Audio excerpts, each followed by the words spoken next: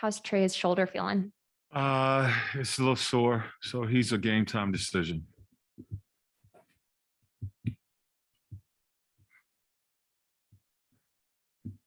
Nate, I'm curious. The last game, it seemed like defense in the fourth quarter really stepped up, and you guys were able to close out the game.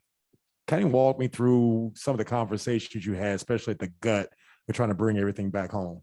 Well, that's what we've been talking about, really on the all season long, but we're starting to see it, in this stretch of games.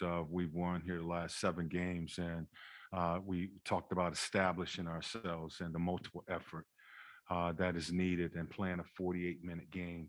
And, you're in the fourth quarter. We talk about being calm, clear, and connected.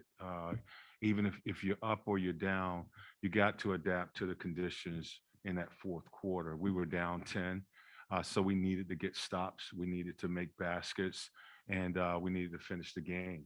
So those are the things that I thought our guys did.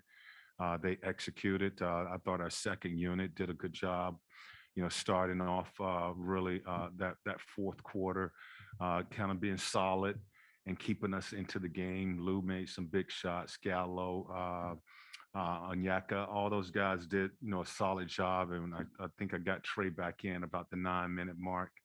And, those guys with Lou and some of those second unit guys, Bogey, they were able to make a run. We put some offense out there. We thought we had defense, and we was able to make a run and get ourselves back into the game. So it's the basketball that you have to play in situations like that. You're down 10. You need to get stops defensively. You need to make some baskets. You can't. You need to remain calm. And I thought our guys did that. Nate, what strikes you about Toronto? What makes them such a unique team to defend? They're long, they're athletic, they're fast. They play with a good pace. They force turnovers. They do a good job of making you pay if you turn the ball over. So they want to play at a fast pace. They do a lot of the things we've been seeing in the last few games. A lot of changing as far as their defense. They will press full court. Fall back in the zone.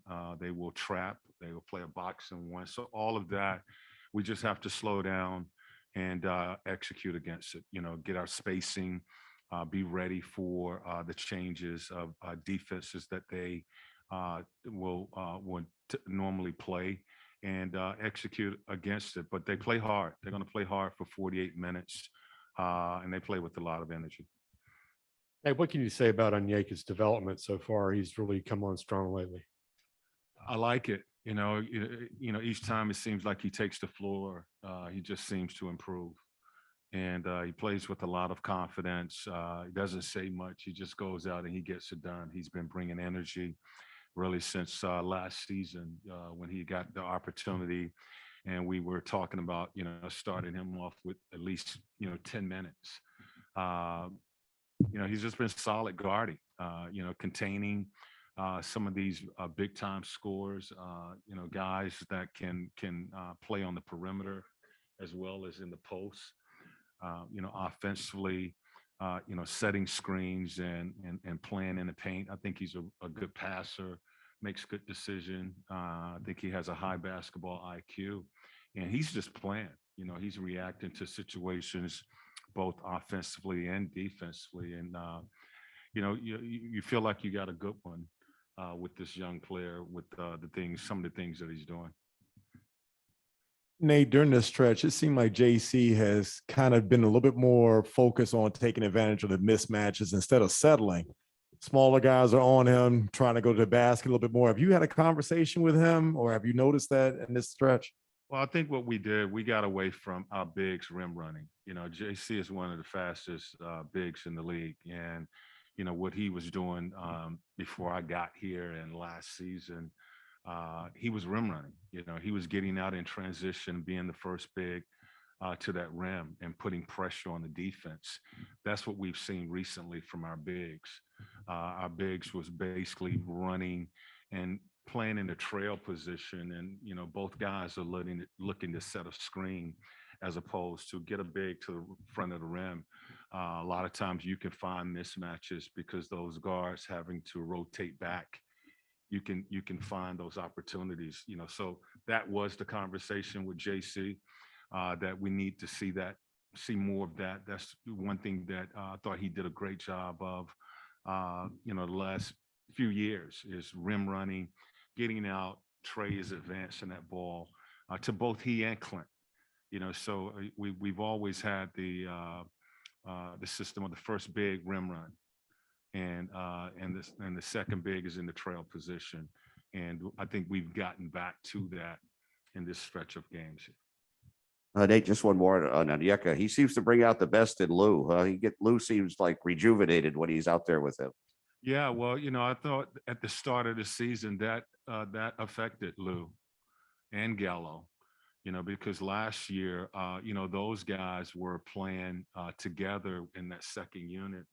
And I thought Lou really did a good job of kind of mentoring Big O and talking to him about, setting screens and rolling and, what to do in that pick and roll action. And they had a good chemistry last year, but, Big O starting on the inactive list this year, it really, I thought, affected our second unit. Gorgie does some good things, but, Gorgie is more of a pick and pop big. And I thought it really kind of had an impact on our second unit, their execution. But now that these guys are healthy, you're starting to see that chemistry again with Gallo, Lou, and DeLon, and sometimes we're mixing in Bogey and Kevin with that lineup. Even Trey, I was able to get Trey in that line with that combination last night. So having him back healthy has helped Lou and Gallo in that second unit. And Nate, when you have a winning streak like this, fans obviously are going to follow it. We're going to ask you questions about it in here, but is it something you guys talk about at all? Is it something you hear players talking about, or is it something that's, totally an outside thing that focus on it? Of course, you talk about it. Our message, or my message to our guys is stay hungry.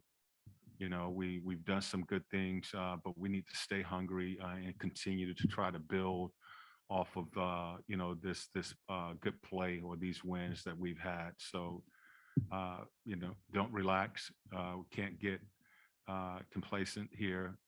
Stay hungry. Continue to work to improve because we need to. On Zoom, we have a question from AJ from Hawks Fan TV. Hey, Coach. Hope all is well. It's that time of year where the internet is swirling with rumors and things of that nature. I was just curious, do you do anything specific with your locker rooms to keep guys focused this time of year? I know this isn't your first rodeo, so was just wanted to know if you do anything specific to keep the guys, locked in.